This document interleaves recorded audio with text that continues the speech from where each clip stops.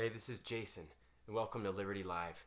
I want to teach you today about the golden grapes. Now, many of you know what grapes are, where they grow, what they look like, and what you do with them, and some of you are unfamiliar. I want to talk to you today about the golden grapes that were on the facade of the temple next to the door and the trellis of the door. Now, there is a very famous reference in the New Testament to grapes, one that is unmistakably famous. If we understand why the grapes were on the facade of the temple, we can unlock the meaning in the New Testament when Jesus spoke this great word.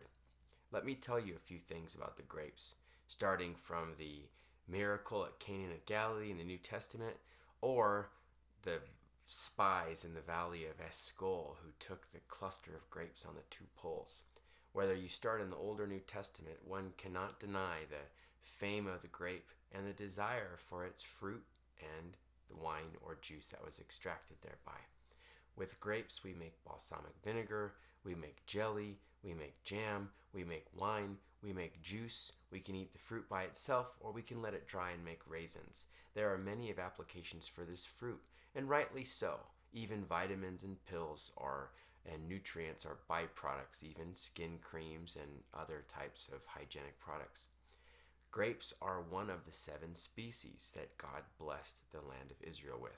No wonder there's so many applications for these beautiful fruits. Well, if you're in Israel, I want to tell you a little bit. First of all, if you've never seen a grape vineyard, I just want to show you a quick picture from the land of Israel.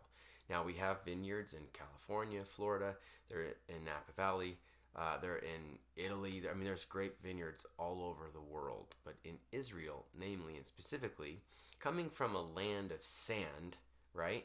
Wandering in Egypt for 40 years and being a slave in Egypt before that, we are not used to seeing these lustrous, gorgeous, wonderful, fruitful vineyards. We're used to dwelling in mud pits and making bricks and, with mortar and pestle, which is straw and clay. And now we've been delivered to the most fruitful, beautiful land to see these things. Let me tell you this. When we crossed over, as a matter of fact, it says the new Israeli harvest is underway. It starts in July with sparkling grapes, muscats, and early picked Sauvignon Blancs, and it may even continue to the first week of November when the Cabernet Sauvignons ripen in the northern Golan Heights. However, the bulk of Israeli harvest is typically from August to October.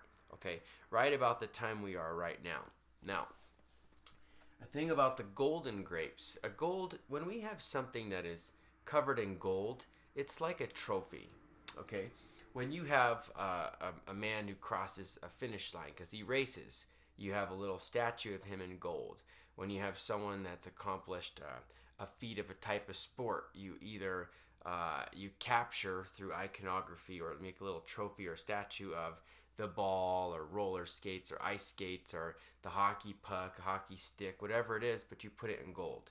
And that is a form of, almost a form of deification. You are exalting it to the highest possible level, and there is a glory upon it. Now, you and I know that only God is worthy of such glory and grandeur, but throughout the times, for an example, in the temple, God has allowed the crown of the high priest, the entire atmosphere of the inner sanctuary to be covered in gold because it deals in direct relation to God. So, am I far-fetched to say that these golden grapes deal with something that is in the personality, nature, or livelihood of God himself? Let's go further. Josephus, he was a scholar in the first centuries, and a historian, a very, very famous historian. Josephus described that the temple facade, in other words, the front of the temple, the fourth part of the wall is the door, and the surrounding walls, this is right where the crown of the temple, matter of fact, I'll show you a picture right here. Okay, here is the facade of the temple. Now, right inside this door, okay, this is where the golden grapes are always found. They're either on the doors, on the trellis next to the door, on the supporting pillars next to the door, or dangling over the top. But here's what he says. Massive plates of gold and a large golden vine hung with golden fruit above the large door leading to the inner sanctum. This first century scholar, of course, he would have been an eyewitness. Josephus would have been an eyewitness to the glory. It also says in the Medot, the golden vine was one of the most remarkable in all the temple precincts. The Medot records that a golden vine stood over the entrance of the sanctuary, trained over its posts, and listen to this. Have you ever been to the gas station, as a matter of fact, and or Walgreens, and you can sign during Thanksgiving? They have turkeys. Other times of the year they have a hand, and it's like a charity drive for something. You can give $1, $5, $10, and they give you a little piece of paper, and you write here's an image right here. Here's the hand. Here's the turkey. How about this? They're a little 4-leaf clover. Ever seen one of these? Same type of deal. It is a charitable way to recognize one's efforts and to amass funds towards a purpose, person, or cause. And what we have is a symbol or a token of our charity, which is writing our name, displaying it usually by the front door for all to see. Well, in the same way, if you were in the temple time, you could have given either A, golden cluster of grapes, or B, you could have given money and requested a golden cluster of grapes. Now, a golden cluster of grapes, it was gold fashioned in like a trophy, like a golden cluster of grapes. What this could have been used for, many things. One, it is a way to expand the temple treasury without a bunch of gold bars rotting in the safe, if you will. It's displayed now for all to see. And the neat thing is that all of these golden grapes would have had a similar weight because they would have been made by a similar artisan. Now, let's just say this weighed a total of 1 pound or 2 pounds. That's a lot of money in gold, a lot. But this, let's just say my golden vessel, when we poured out the libation offering, which was grape juice, grape wine, grape juice fermented, it was made out of gold, especially during Yom Kippur, the Day of Atonement, the holiest day of the year, which is coming up here in a few weeks. But let's just say there's a crack in the vessel, or I dropped it, or it broke. We need a new vessel. Well, it was 1 pound of gold. Go get a cluster of grapes from the front door, right? Here it is. And then we melt this down and make it into a vessel. So this is very ingenious how these were used, especially during the times of the temple period. Okay. The vine was so famous that even Tacitus, he was another historian, a classical Latin historian, spoke and wrote about it in his famous Roman contributions. Okay, so this was all over the world. Now, there's no way that you could have gone into the temple without seeing these golden grapes. As a matter of fact, you could not go into the presence of God without passing the vine of grapes. Okay, maybe this is starting to sound familiar. Do you know when Moses sent out Caleb, Joshua, and the spies into the promised land, the land of Canaan, Jerusalem, Israel, for the first time, I want you to know that the very first thing that they identified the promised land with was these grapes. Let me read this to you. It's from Numbers 13:20-24. And it reads, "And whether the land is rich or poor, whether there are trees in it or not, be of good courage and bring some fruit of the land." Now the time was the season of first ripe grapes. Okay, so when did we learn that is? Well, we know that the grapes can begin to ripen in July, but primarily August, right? So June, July, August. So it's just about the end of the summertime that we are crossing over as a spy into the promised land. Okay, and here's what it reads. "Whether the trees are good or bad, bring some fruit. Now they went and spied out the land from the wilderness of Zin to Rehob near Lebo Hamath. And they went into the Negeb in a place called, they came to Hebron. Ahimah, Shazah, Talmah, the descendants of Enoch were there. For Hebron was built 7 years before Zoan in Egypt." These are very big cities and big names. By the way, the descendants of Enoch, they were giants, literally. They were massive. They were, Goliath. Goliath was a descendant of the giants. He was one of the progeny of the giants, which were, these guys were like 13 to 30 foot tall. It's amazing. They found skeletons of guys like this. I mean, it was terrifying, but Remember, God was with us. So. Okay, so they brought down from the valley of Eshcol and cut a single cluster of grapes. By the way, let me just say this. One of the reasons that Joshua and Moses were so feared throughout all the nations, the Amalekites, Jebusites, Perizzites, Hivites, all of these ites were terrified of them because they were alone, the sole people group to have single-handedly taken down the giants. Okay. They brought pomegranates and figs also, but the very first thing they saw, obviously, was the grapes. And the place that they got those from was called the Valley of Eshcol, which means cluster of ripe grapes. Okay. So when we crossed over the Promised Land, the very first thing that we brought back as a trophy was the grapes. We had them on a pole. Now, some people will show grapes the size, some artists, the size of basketballs or baseballs. That's not true. Grapes have never changed their size and shape since their species were delivered by God into the Promised Land. But there were clusters of grapes that were like, right here I have 1, 2, 3, 4, 5, 6, 7, 8, 9, 10. There could be 100 or 200 on a single vine, and those were tied together in such a manner like this, and they grew together naturally. They could grow all the way down to the floor, and you would have to carry them because remember, grapes are primarily water, right? So they're very, very heavy. And so this, it was gorgeous to come to see two full-grown, fully trained warriors, masculine and broad-shouldered men carrying what would take two of them to carry a pole full of grapes. I mean, this is some major, major fruit. It was our first sign of the Promised Land. That's the only thing we have to identify with the land God's promising us visually. What did they bring back? What did it look like? All we have is these gorgeous grapes. So it is a trophy.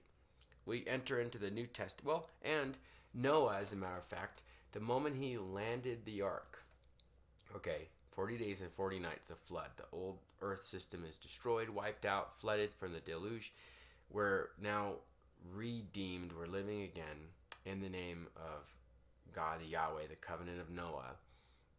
And all of a sudden, the first thing he does, he makes an altar. Most important thing is your relationship with God, right? Makes an altar, but what's the second most important thing, right? He plants a vineyard. It says in Genesis 9:20, Noah then began to become a man of the soil, and he planted a vineyard. Okay, so these grapes were very important. Like I said, first thing in the nation of Israel, besides their relationship with God, is obey God, go spy the land. So God's always first, and after that, the first thing is the grapes, the produce of the land. Same with Noah. First covenant, find the grapes, right? First covenant of Moses, right? We go into the Promised Land, let's find the grapes. Is there anything about the first covenant of Jesus Christ? Sure. How about when he went into Cana, Galilee at the wedding? The very first miracle that was ever recorded that our Savior did is he turned water into wine, and wine is a fruit of the grape. The first thing we have, hey, listen to what this man did. Listen to what the Messiah did. Listen to what Moshiach did.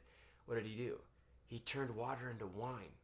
So the promise of the new kingdom, the first visual sign or audio sign that we have is just like when we came into the first kingdom, the Promised Land, the new kingdom. Grapes, grapes, grapes, grapes. So if we see grapes in the temple, and here's a few other pictures. I have them circled right here because the grapes are hard to see, but now that you're seeing this, every time you see a picture of the temple, if you can look in close enough to the door or the trellis, you will see these golden grapes, at least if they're depicting history correctly. Anything else that you think of when we think about the grapes? How about this? I am the vine, and you are the branches, right? Apart from me, you can do nothing, you can bear no fruit, and no one comes to the Father but by me. Okay, so what's Jesus saying? First of all, you could not be alive on the earth in the first century, right, without seeing the temple of Herod, which was really the temple of Zerubbabel remodeled, which was the temple rebuilt from Solomon. Okay, it's not three temples, it's one temple. Solomon built it. It was destroyed in 586 by Nebuchadnezzar, or Nebuchadnezzar if you know him. It was rebuilt in 444 through Nehemiah's campaign by Zerubbabel and Ezra and Nehemiah and a bunch of nobles who were committed to the heart of God. Then it was remodeled by Herod, okay, in the New Testament time.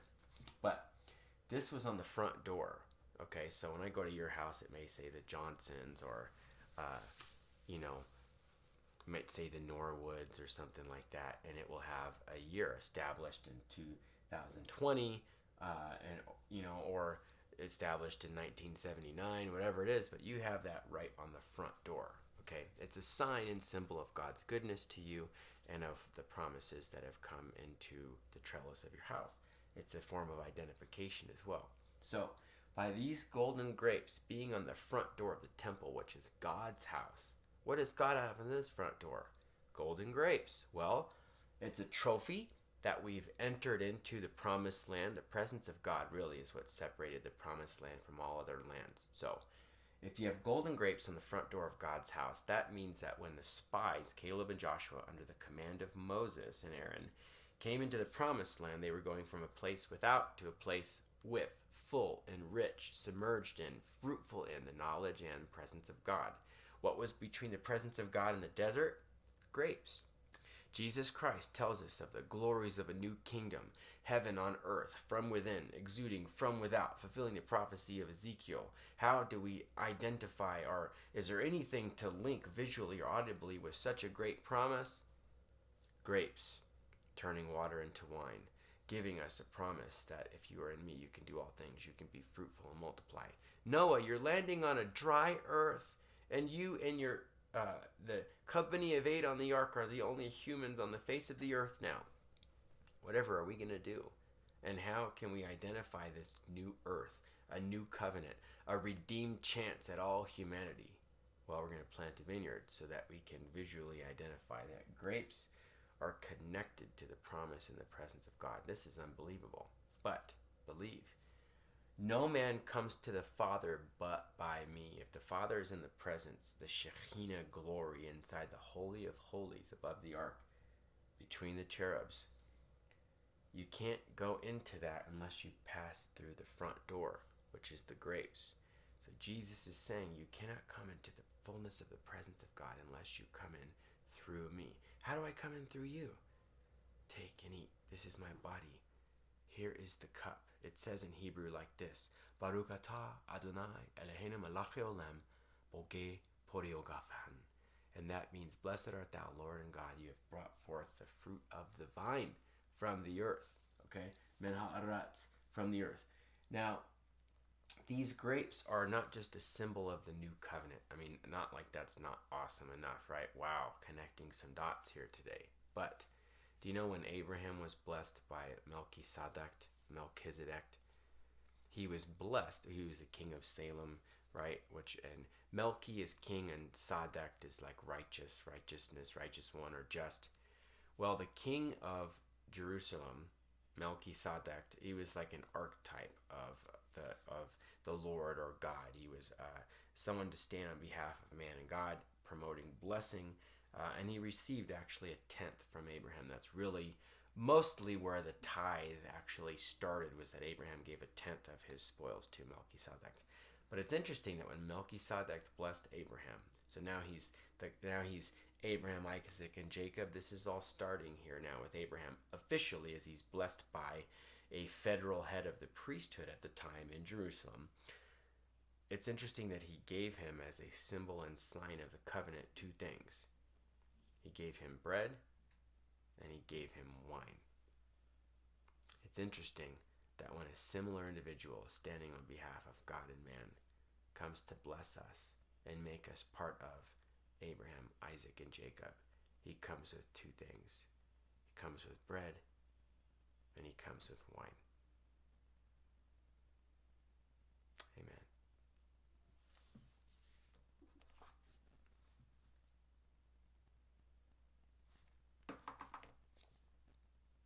Fascinating. We understand possibly why now there are golden grapes, a trophy of God's goodness, on his front door. Beloved, come in through the true vine and live forevermore. In the name of Jesus Christ.